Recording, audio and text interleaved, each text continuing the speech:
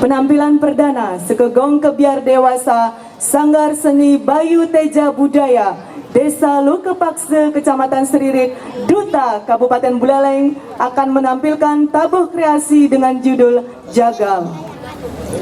Jagal merupakan sebuah komposisi musik baru yang terinspirasi dari sistem nampah kebo di Banjar Gunung Ine, Desa Lukepakse.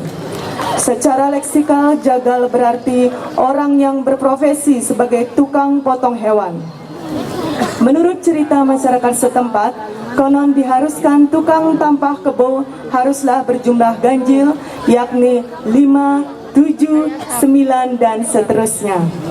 Dari cerita tersebut, maka komposisi ini disebut jagal, merupakan pengejawantahkan sistem tukang tampah yang berjumlah ganjil ke dalam posisi musik dengan menggunakan matra-matra ganjil pada beberapa bagian komposisinya. Tabuh kreasi ini dibalut dengan konsep musik kebiar yang bersifat progresif. Ornamentasi pola melodi yang dikemas dalam bentuk kotekan dengan tempo yang sangat cepat dan lincah merupakan gambaran dari karakter jagal yang kuat, gesit, dan lincah.